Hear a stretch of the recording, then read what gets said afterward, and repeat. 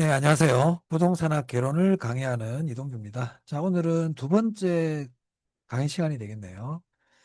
자, 오늘은 지난 시간에 이어서 부동산학 총론인데, 지난 시간에 부동산 개념에서 복합 개념의 부동산과 정착물에 대해서 말씀을 드렸죠. 자, 오늘은 준부동산에 대해서 좀 말씀을 드리려고 합니다. 자, 제가 강의하는 교재죠. 교재 6페이지가 되겠습니다. 자, 6페이지 보시면 준부동산이 나옵니다. 이 준부동산은 일단 어디에서 우리가 봤나요? 네, 지난 시간에 우리 광해의 부동산이 있다 그랬잖아요. 광해의 부동산. 자, 광해의 부동산은 넓은 의미의 부동산인데 광해의 부동산은 협의의 부동산 더하기 준부동산이라고 그랬습니다. 그죠? 기억나십니까? 자, 그래서 일단 이 준부동산은 광의의 부동산이라는 거죠. 자, 그런데 일단 여기서 한번 생각을 해볼까요? 그러면 이 준부동산은 민법상 부동산일까요? 한번 제가 생각을 해보라고 그랬죠. 네. 이제 첫 번째 질문입니다. 민법상 부동산일까요? 네. 정답은 아니다죠. 아니다. 왜 그렇습니까? 자, 우리 협의의 부동산이 뭐죠? 이 협의의 부동산이 민법상 부동산입니다. 그런데 이 협의의 부동산이 민법상 부동산인데 여기에 추가를 해서 준부동산이라는 걸 합쳐서 광해의 부동산이니까 이 준부동산은 민법상 부동산이 아니라는 걸 알 수가 있어요. 또는 또 보세요. 자, 이름이 항상 중요하다고 그랬죠, 제가. 자, 준부동산입니다. 그럼 부동산이면 그냥 부동산이라고 그러지 왜 준이라는 걸 붙였겠어요? 자, 그래서 일단 이 이름을 통해서도 준부동산은 부동산이 아니구나. 이걸 일단 우리가 알 수 있어요. 그죠? 부동산이 아니에요. 자, 그럼 그 다음 단계는 뭐 어떤 생각을 할 수 있을까요? 그러면 부동산은 아닌데, 아니고, 다, 아니고, 다 아니고, 아니구나, 이걸 알 수 있죠. 아니구나. 음. 그러면 부동산이 아니면 동산이네? 동산입니다. 그럼 동산이라고 그러지? 왜 준부동산이라고 할까? 이게 우리가 알아야 될 첫 번째 내용이에요. 어. 야, 준부동산은 부동산이 아닌데 왜 준이라는 말을 붙여줬을까? 이게 준부동산에서 우리가 공부해야 될 내용입니다. 자, 부동산은요, 부동산은 등기라는 걸 합니다. 등기. 우리 이걸 공시방법이라 그러거든요. 공시방법. 부동산은 등기를 한다. 등기를. 동사는요, 동사는요, 동사는 등기를 안 해요. 동사는 등기 안 합니다. 그럼 동사는 어떻게 공시를 하느냐? 점유를 통해서 공시합니다. 그럼 우리가 이제 공시라는 거는 소유권이 누구에게 있는지를 뭐 알려주는 거라고 생각하시면 돼요. 자, 근데 부동산은 등기를 통해서 소유자가 누군지를 알려주고 있고, 동사는 점유를 통해서 소유권이 누구에게 있는지를 알려준단 말이에요. 점유라는 거는 그 물건을 가지고 있는 사람이에요. 자, 그런데 이 준부동산은 동산이에요. 동산인데 등기 등록을 하는 거예요. 얘들이. 동산인데도 등기와 등록이라는 공시 방법을 갖더라. 그럼 얘들은 동산이지만 조금 이상한 애네. 부동산처럼 공시를 하네.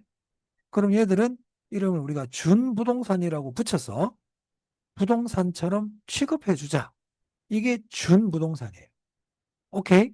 자, 그러면 준부동산의 개념 보세요. 준부동산의 개념에서 포인트 되는 말은 이 등기 등록이에요. 여기가 키예요, 키.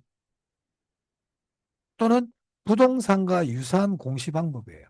자, 그래서 준부동산은 민법상 동산이지만 등기 등록이라는 공시 방법을 갖추면 부동산처럼 인정이라는 인정 또는 취급하는 물건을 준부동산이라 그럽니다. 오케이?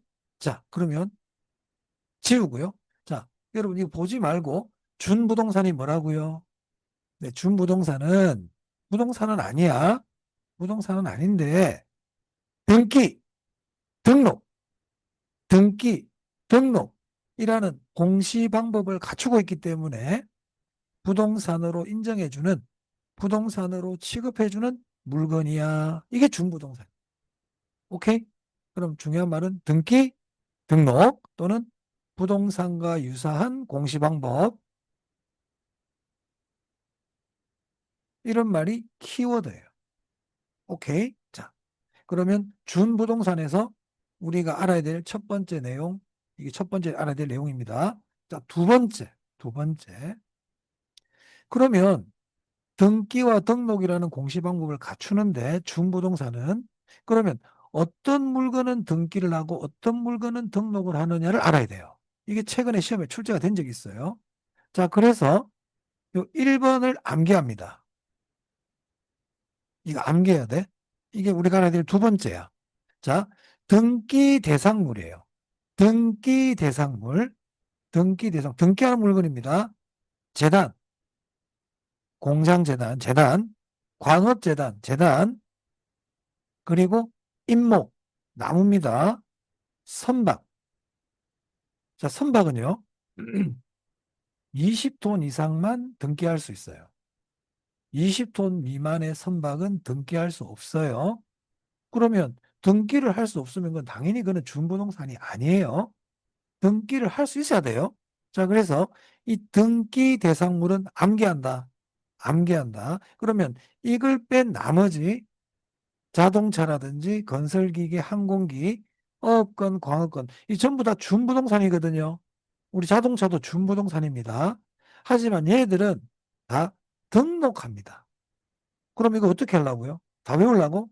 다 외우지 말고 등기 대상물만 암기하자. 등기 대상물만 암기하자. 그리고 준부동산에는 뭐 이런 것들이 있다. 이 정도 보시면 될 것 같아요. 그래서 1번과 2번이 중요해. 1번과 2번이 중요해요. 됐죠? 자, 그 다음 세 번째는 참고입니다. 이거는 참고.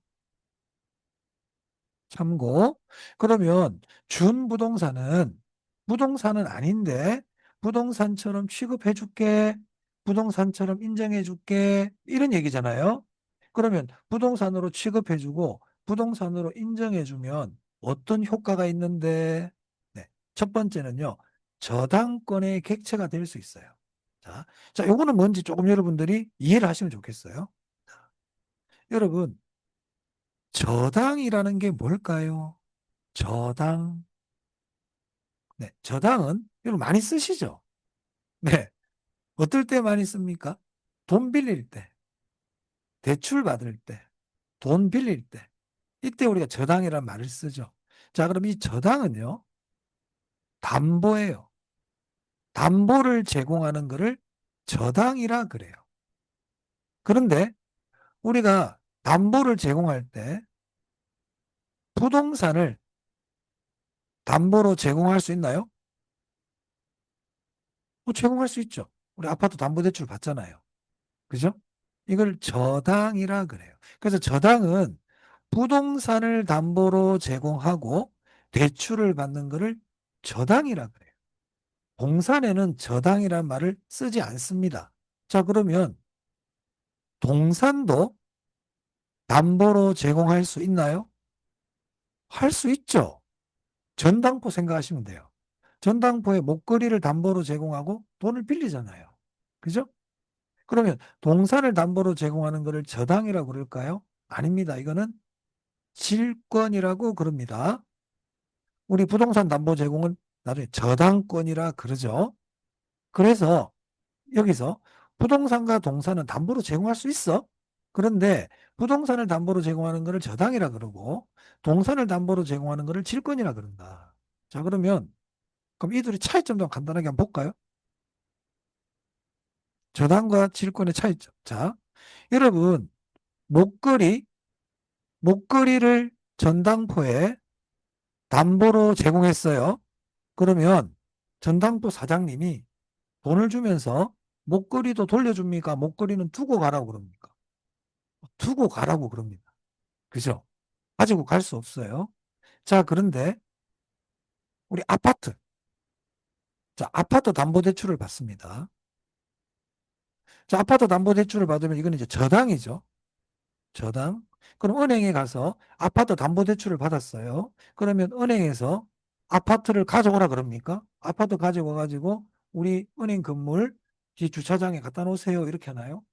안 그러죠. 왜? 부동산은 들고 다닐 수가 없죠. 그걸 부동산이라 그러는데 부동산은 움직일 수가 없기 때문에 당연히 질권을 설정할 수가 없는 거예요.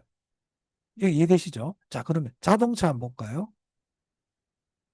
자, 여러분 자동차 담보대출 받습니까? 받죠. 차 살 때 대출 받잖아요. 그죠?